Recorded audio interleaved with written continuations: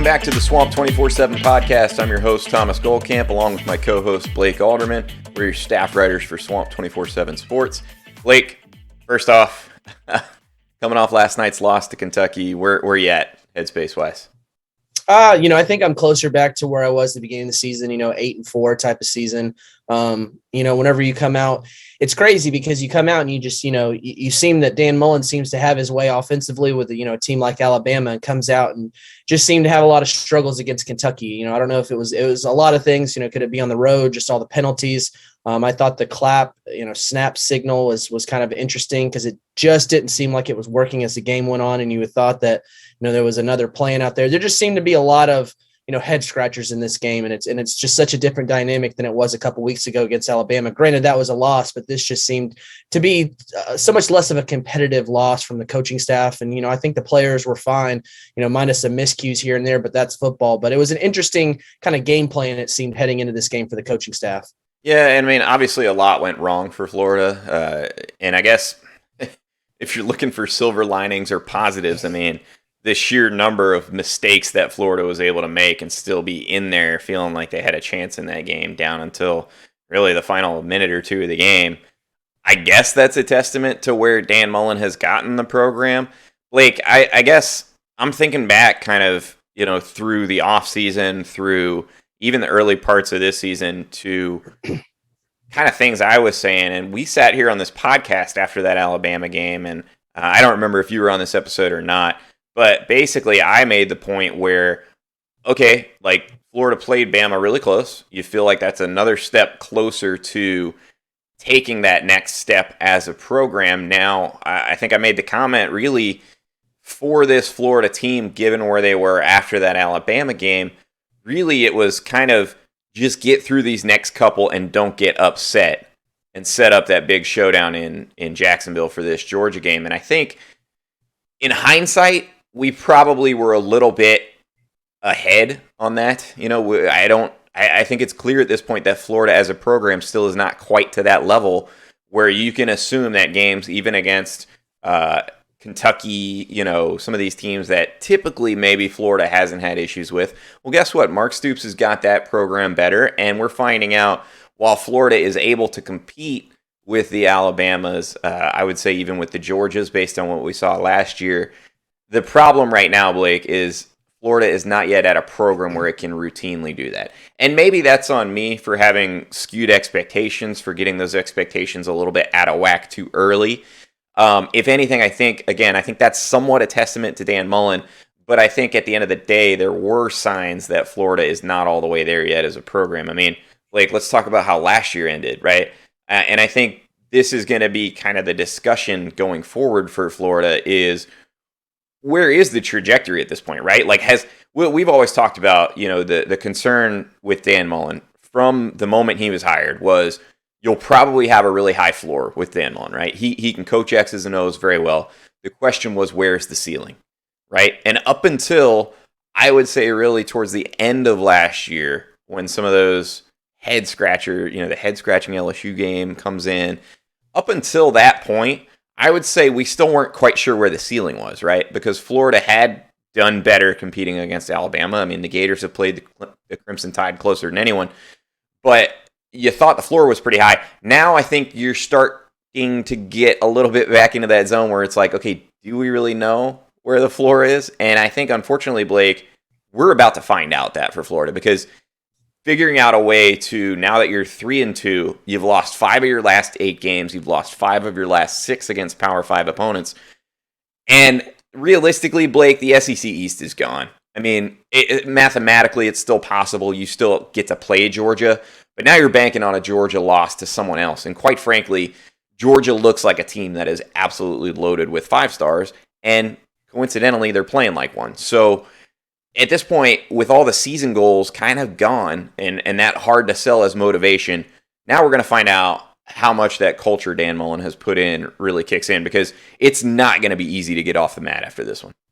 No, absolutely. And I think that, a loss like this, it stings. You always start to wonder, are the guys that are thinking about the NFL, do they kind of mail it in a little bit there? I think that Coach Mullen has done a good job kind of bringing that culture in the program to where you're not really seeing that so much. Sure, there's some guys here and there, that you could maybe make a case for, but it's going to be tough, especially whenever you've got a noon game against Vanderbilt this week. Granted, it's homecoming, but I mean, do players really care about, homecoming? I mean, is that the big exciting thing? So, I mean, you've got some tough weeks coming up, and I don't mean tough that Vanderbilt is tough. It's just tough to keep your players motivated for something like this after a loss like that. And I think that's what your point is, but I think it's going to be tough for Mullen to keep that, the intensity high and, trying to keep their eye on the prize. You have to keep that carrot on the end of the stick for the horse, and, will that work? That's kind of the real test this coming week. Yeah. And I think that the reason it's important that Florida, I hate to use the word take care of business because they just completely fail to do that. But I think the reason it's important that Florida not lose games that it's not supposed to lose going forward is you're in year 4 right now, right? Like the clock is running, right, on Dan Mullen. Whether or not you believe he's a great coach, has done great things for Florida, I think there's certainly arguments to be had there. But the clock is ticking, man. Florida up until really, I go back to this, up until the end of last year, there were these kind of clear steps that you could point to each year, right? And I wrote about this a little bit on Swamp 24/7 last night. Dan Mullen takes over a team that wins just 4 games in 2017, right? Pretty obvious rebuild on his hands. Right. From a talent standpoint, from a quarterback standpoint, he's inheriting a quarterback in Felipe Franks that had to be remolded, rebuilt.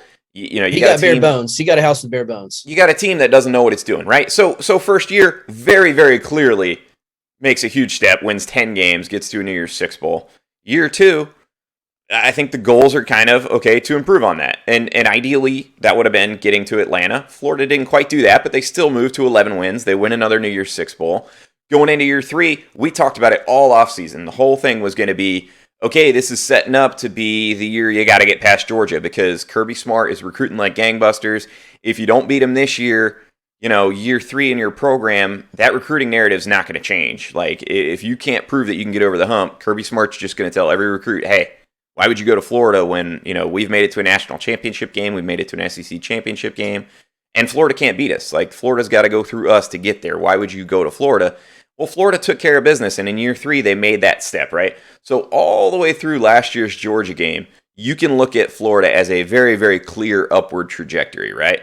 And if you take the SEC championship game, I think you can continue to make that argument, right? Florida only loses to Alabama by 6. They play above their heads, and, maybe that game wasn't as close as it ended up on the final score, but you felt like Florida was getting still to the point where it could.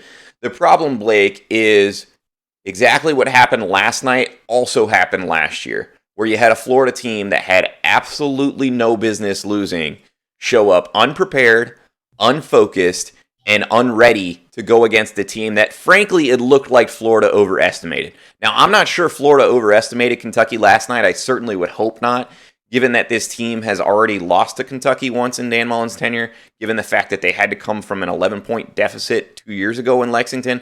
I sure hope that Florida didn't overlook Kentucky. More likely what happened is Florida just had a really, really terrible game, and we saw it. The 8 false starts, the blocked field goal, return for a touchdown. I mean, like I said, going into this show, there were so many things that had to happen wrong for Florida to lose that game, but they did. And last year against LSU, they did. And that was an LSU team that came in with something like 53, 54 scholarship players. Florida, you can debate this after the fact, whether or not Kyle Pitts could have played in that game, but they hold him out. That loss changed the discussion that we're having now in year 4.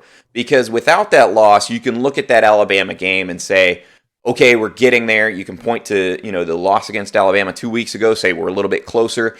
And you can kind of justify, hey, we were always likely to have a step back moving to a new quarterback after having a second-round draft pick in Kyle Trask, the highest drafted NFL tight end in history. Like, you can make a reasonable case that Florida should take a step back. The problem is when you have that in the context of the LSU disaster last year, the Oklahoma decision to apparently just not show up for the game, and then you have this happen again against Kentucky, Blake, it very much becomes a question of which part is the part, that is the real Florida, which part is the part that fans are more likely to see going forward, and is this the change in trajectory from finally kind of taking those improvements, making those steps to now, is Florida going to take a big step back? Is that going to cripple recruiting when it's already got some problems? And I think that's a very, very fair question for fans right now. And that's a scary one for Florida fans, Blake. Yeah, it definitely is, especially considering that the month of October, lots of Florida targets are making their decisions. This isn't the loss you wanted to have when you've got, guys making their decisions in the next couple of weeks. I don't know that a kid's really put a lot of, weight into, one game here or there. I think it's kind of a culmination of a lot of things, but it's just not how you want to start off the month of October, just kind of focusing on just a recruiting aspect when you got all these targets coming up. You don't want to start off that first weekend in October, with a loss like this.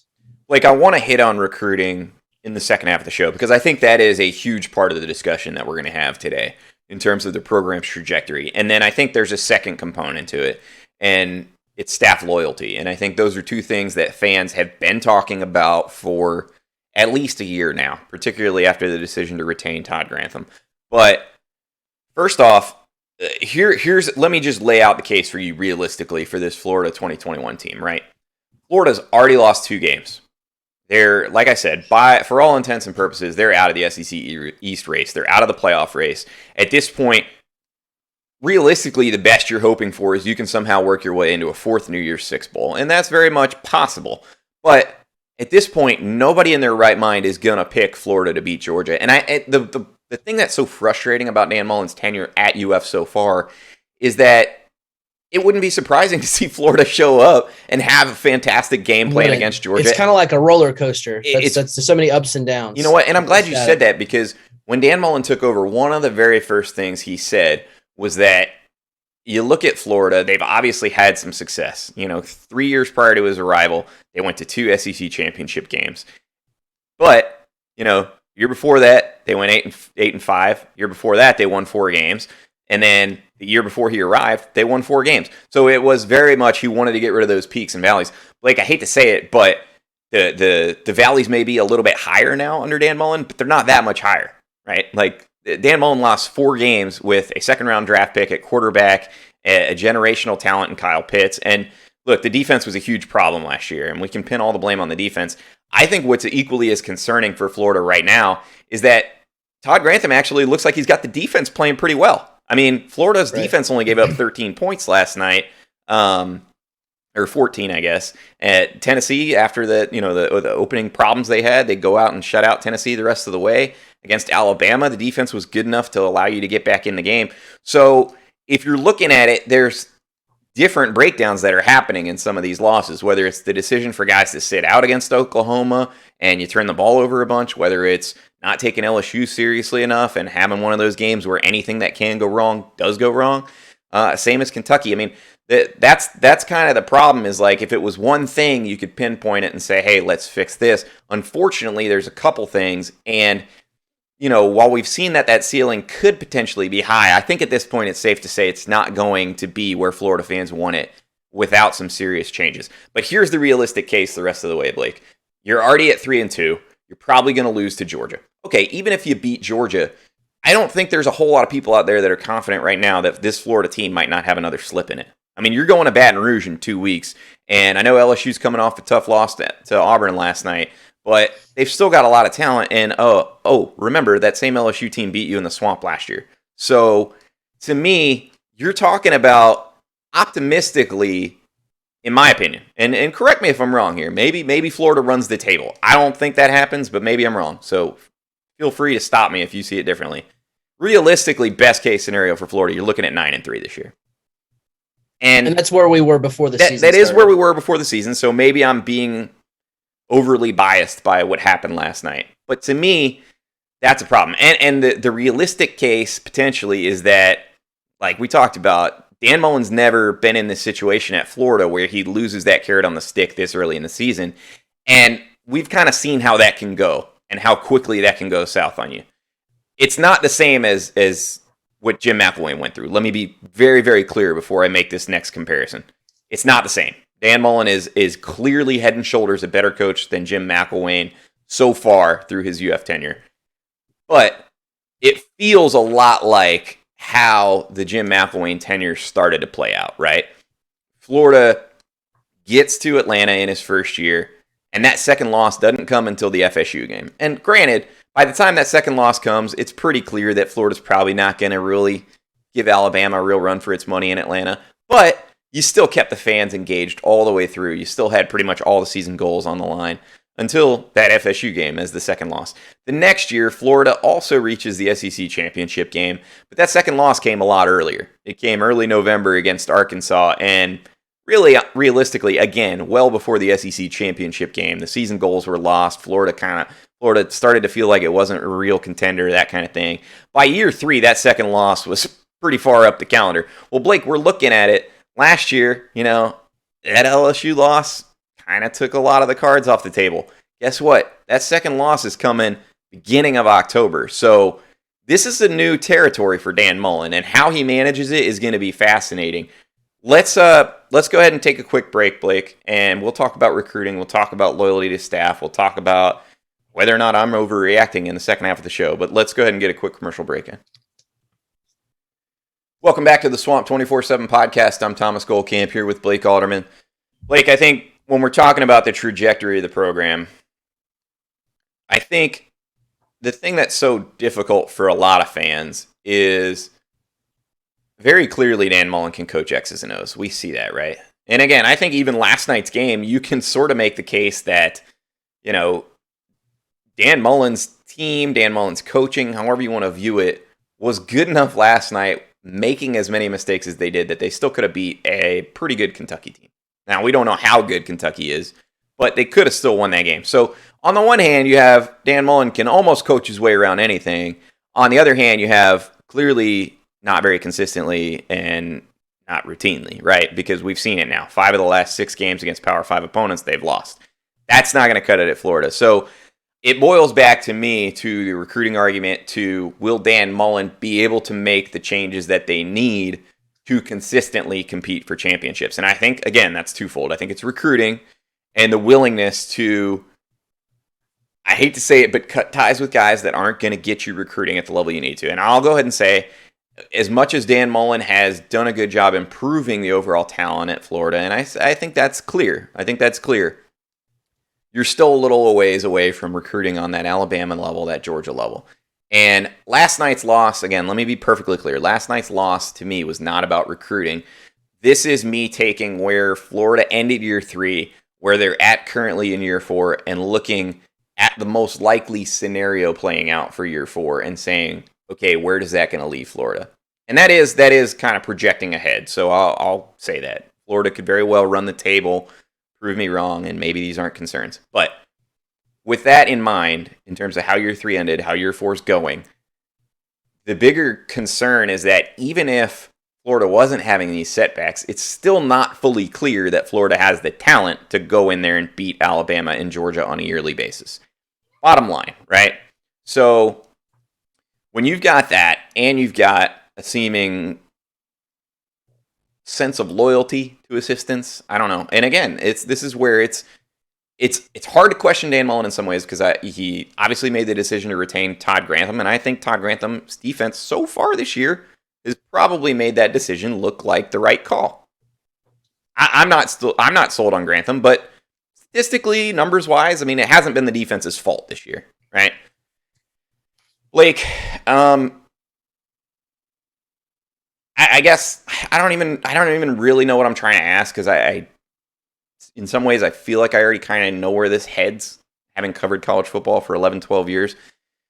What does Dan Mullen have to do to convince you that this is still headed in the right direction? Like, what does he have to do at this point to stem the negative momentum and kind of at least stay treading water this season, such that you don't have the fans turn on you, such that recruiting doesn't become this impossible grind that we saw when Will Muschamp was kind of retained after year 3, and it seemed like things had already turned? What has to happen at this point? Obviously closing out on a lot of these guys, these top targets that are still on the board. Yes, the portal is a means to get by, and it's something that the staff has used, but building that depth from young guys, just, high level talent. If you want to compete with the Bamas, the Georgias, those, the LSUs, the teams that are recruiting, pretty much cherry picking guys out there, you have to continue to build your depth there, across the board. Florida can go through the portal They can get some guys, starting 11 type of guys, but that depth, you can't play those guys the whole game. You need to continue to add that depth around. That's the question there. They need to continue to do that.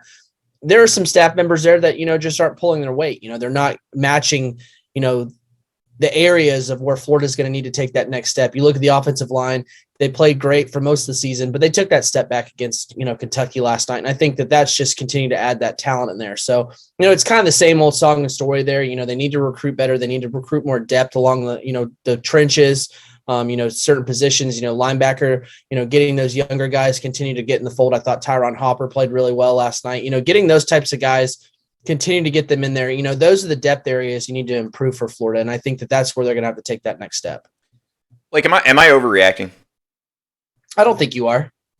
I mean, because I feel like I'm overreacting. I'll be honest with you. And that's kind of the thing with, like, Dan Mullen's program, right? It's like I talked about, the Georgia game. Would it really shock anybody if they go in? Right. No. And in some ways, I almost think that's what's most frustrating for fans, right? Is the issues that were gonna prevent Florida from regularly competing for championships are the same now as they were a year ago, 2 years ago, even, right? It's that little bit of recruiting, those 2 to 3 top 100, Percy Harvin, Tim Tebow, Brandon Spikes, the truly elite types, right?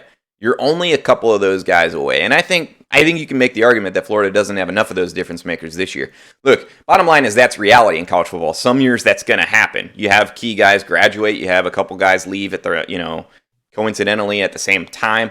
That happens, right? And honestly, like you said, we are kind of back to a little bit of where we were at in the preseason expectations-wise, right? We are. I mean, and realistically, if the Florida team that came out there against Alabama and Tennessee is the team that shows up the rest of the way, maybe Florida goes 9-3. Maybe they even go 10-2.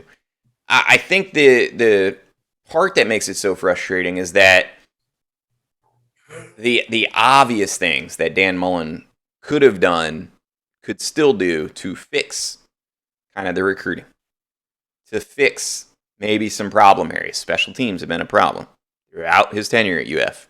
The defense, jury's still out on Todd Grantham. I think he's done better, but he didn't want to make that change last year. And I wrote at the time that was a decision that was ultimately going to put more pressure on Dan Mullen, because he's making the decision that, to I think a lot of fans, seemed obvious. He's going against the grain there. So that puts some pressure on you to prove you were right. And Blake, I think when things start to go south and you have obvious things that fans consider in your control, in your purview, that you haven't taken steps to correct, that's when things start to snowball on you in the fan base. And maybe I'm being myopic, maybe I'm being short-sighted in immediately pivoting to those concerns following a loss to what I think was actually a pretty good Kentucky team on the road that's been a tough team to play. Maybe I'm being short-sighted there, but I think that's probably where the fans are going to go. And I think when you're looking for clear signs that Florida is going to kind of take the next step at some point in Dan Mullen's program, it's hard to identify where that's going to happen now, right? Like, what is going to be different about 2022 than 2021? I mean, personnel, you'll be a little bit older. You'll continue to develop. But I think when you talk about impact players, like Anthony Richardson obviously is one. But outside of him, who are your other guys that are really, really stepping up and turning into studs on both sides of the ball? To me, that's a little bit of a recruiting issue. Again, I do think I'm overreacting a little bit. But bottom line is fans are now starting to wonder, okay, well, like, this floor's not feeling so hot anymore, and it feels like we're a little further away from the ceiling. Still have that little hurdle we need to get over pretty clearly before we're ready to do it consistently. Like, is Dan Mullen going to make those changes? And Blake, I got to be honest with you, I'm not convinced he is. Me neither. So I don't know where that leaves Florida exactly. Obviously, they're going to have some regrouping to do. I really do. I think that's going to be a lot harder than maybe a lot of people expect. And we're going to find out. Like, Dan Mullen has talked about culture. He's talked about the thumb wrestling and, wanting to go out there and play no matter what because they keep score. Well, guess what? You're going to find out if Florida's willing to do that. And the good news is Dan Mullen's improved the talent enough that Florida should go out there and beat most of the opponents it's supposed to. I think the problem is, LSU's probably not one of those teams. Georgia's not one of those teams. That's probably, I mean, those are probably really the only two that are concerned the rest of the way. But I mean, hey, look, you lose both of those two and you go into a bowl game and you're even if you're 9-4, like it's not going to make fans feel all that good, and especially if you're continuing with, and I'm not even going to go there because quarterback wasn't an issue last night, but ultimately fans want to see what Anthony Richardson can do because I do think he can be a game changer. I mean, that's going to be scrutinized the rest of the way. I guess we might as well tackle that because it's going to be a topic, Blake. A lot of times when seasons are kind of over and you're talking about this, how does Florida build for the future? Should that be a consideration for Dan Mullen at this point going forward with respect to the quarterback position? Should Florida start to groom Anthony Richardson for the starting job going forward? I don't think that you groom him for the starting job. I just think you have to continue to incorporate him more. Obviously the injury kind of held things back there, but if he was 100%, he just didn't get the amount of snaps that I would have thought he would have got in that Kentucky game. Yeah, I mean 6 snaps. I don't like. Again, that's kind of one of those head scratchers where you're like, I mean, and granted, on those 6 snaps, I thought Anthony Richardson probably had his worst game yet. I thought he missed a check at the line of scrimmage on one, skipped the ball into the turf on another. So I'm not questioning Dan Mullen's handling of quarterbacks. I think he knows what he's doing. I think he can be a little stubborn. I think that's reality, but I'm not questioning him on quarterbacks. I just think, I may not question him on quarterbacks. Fans are going to start to wonder if Anthony Richardson isn't kind of being set up as the guy going forward because, as much improvement as Emory Jones has made, I kind of have that same feeling as like with the recruiting, right? Like it's improved. He's good enough to probably win you 9-10 games, but is he enough to go toe-to-toe with an Alabama, a Georgia, some of these teams that have more talent on a regular basis, and you feel good about the win? To me, probably not. Anthony Richardson, maybe he's not that guy either, but so far, he's given fans the impressions that he could be. And so, right or wrong, fans are going to want to see that kind of pivot towards the next step. Same as what they would have hoped to see with some assistant coaches that maybe aren't getting it done on their recruiting trail. Same as maybe assistant coaches that their positions haven't been producing. And ultimately, those decisions are all going to go to Dan Mullen. I think Dan Mullen is not going to change those opinions based on anything that's said publicly, based on how the fans feel, based on any pressure he may feel. But the reality is that is the narrative. And in college football, the narrative is very much something you battle as a head coach, not just with your team and keeping them motivated, but on the recruiting trail. And Florida, the way they're recruiting right now with the assistants that they have, cannot afford to have the recruiting trail get harder. So, right or wrong, it needs to be a forward-looking discussion for Florida. It needs to be something that is considered going forward. I don't have a ton of confidence in where Florida's headed. If you ask me, best case scenario, the trajectory is flat out stalled right here, right? Like you were climbing up, up, up, and now at best case, you're level, if not going down. So how Dan Mullen halts that, arrests that momentum in the wrong direction and kind of goes forward, like I think it's gonna tell us a lot. And Dan Mullen's not on the hot seat. I don't think he's in any danger of losing his job. I don't even think he's in any danger of facing any ultimatums from Scott Strickland or anything like that following year 4. I really don't. I think they're very comfortable working together. I think that Scott Strickland trusts him.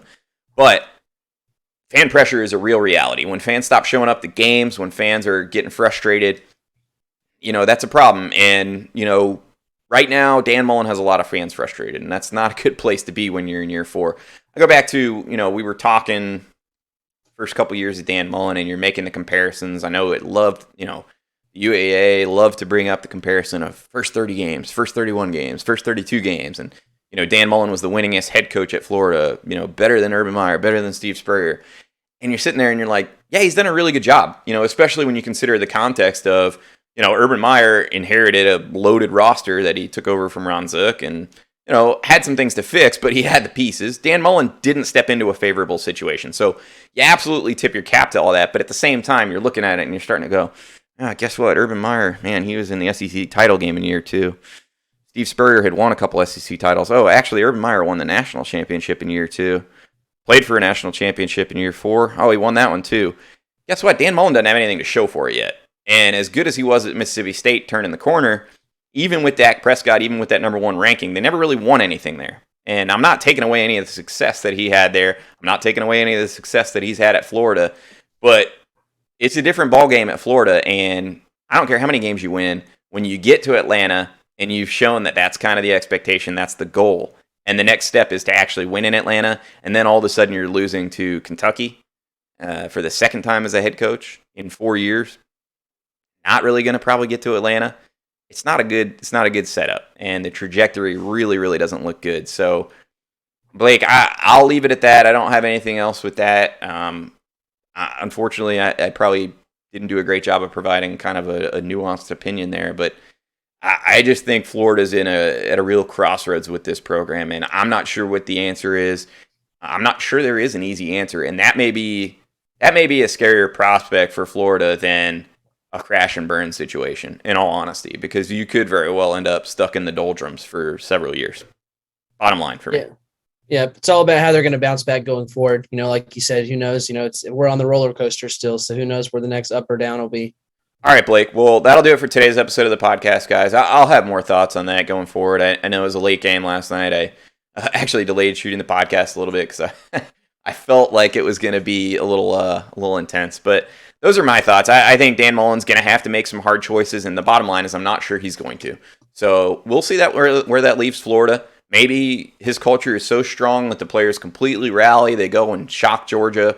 Crazier things have happened. But at this point, bottom line is Florida kind of teetering in year 4 under Dan Mullen. And look, this is not a place where you want to be teetering in year 4. It's just that simple. I mean, I think the world of Florida fans, they support their program, but they also know what they're looking at when it comes to football. And what happened last night, that can be overcome if it's a one-off scenario. Problem for Florida is it hasn't been. In the last 8 games, they've lost 2 of those type of games where they had no business losing.